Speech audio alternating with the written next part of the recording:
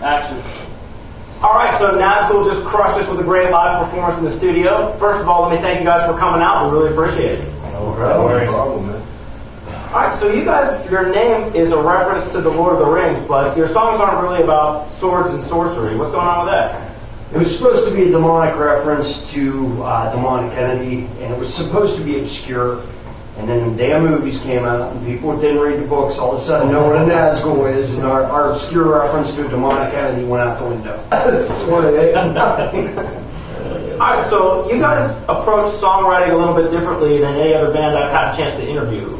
Tell me about your songwriting process a little bit. We're a democracy. We write as a band. Everybody brings shit to the table. Nobody tells anybody else what to play. Suggestions and stuff are thrown out, but Basically, we write our own parts. Somebody will come in with a riff, and we'll just build off the riff, usually. So, do you start with a lyrical idea and then write music around it, or do you let the music kind of dictate what the lyrics are about? Sort of. Usually the music, we usually come up with the music probably 99% of the time before lyrics are written. When something fucked up happens on the news, and we're like, hey, that's a song. These guys usually write, and then I add whatever to it. And then So, one of the songs that you played for us today was Killdozer. What's that song about? That's about Marvin Heemeyer taking his town out with his bulldozer that he armored. And in my opinion, he didn't go far enough. I would have killed the whole damn town myself. He chose to just wreck all the municipal buildings and commit suicide, but honestly, he should have made them all burn, my humble opinion. The government's fucked, and we shouldn't be afraid to fight back. Do you often find yourself sympathizing with people who go on destructive rampages? Yeah, because the real problem is, and especially with being an American and believing in freedom, when you have a people that fear the government, you have tyranny. And when you have a government that fears the people, you have liberty, you have freedom. So, I heard you guys are working on a song about the LA fitness shooting. Is that true? Yeah, it's called Get Fit or Die Trying. That might be the best song title ever. I'm not entirely sure, but it's in the running. So, what was it about the LA fitness shooting that made you decide it would be fertile territory for a song? The same reason a long time ago when we wrote a song about the Columbine incident. I mean, it's just one of them things, a lot of times real life is a lot more shocking and tragic than fantasy. So, get better song ideas out of shit that people actually pull. Would you say that you watch the news more for topics for new songs than because you care about what's happening in the world? I don't know. I don't think we have to watch the news. The world comes to us. Yeah, you get on the internet, you click your home pages there, and 5 people dead. Hey, what's that all about? And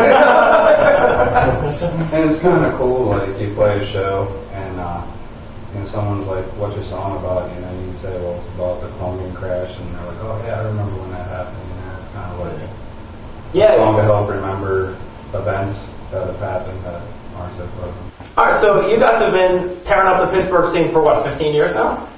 Oh, longer than that. God, we Me started. and Lee, we started jamming together when we were 14. Yeah, we've been doing this a long time. We used to buy Ethan beer before he was 21. Yeah, that was. I think the first official gig we played together was like in '96. First time I ever played with you was in the high school talent show. Yeah, that's true. And that was, we were doing this style of music. Like we said, the band's had many different incarnations. This is like the second or third time Bob's been in.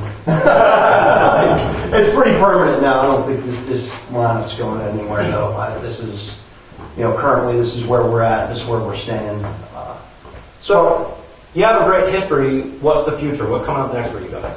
In the summer, we're going to record a new album. So, Funded by Ogre. yeah, we recorded one. You can go to our MySpace page, and we'll make it downloadable. We can't charge for it because there are members that were. Yeah, we can. Maybe we will, but the chances are you come to a show, you get a free copy. And the next one will be for sale. So That's cheap. Viewers at home, go check out one of the shows, get a free CD. It sounds pretty good. Well, you guys sound great. We had a great time jamming with you today. So let's go back in the studio, check out their next track. What do you think, guys?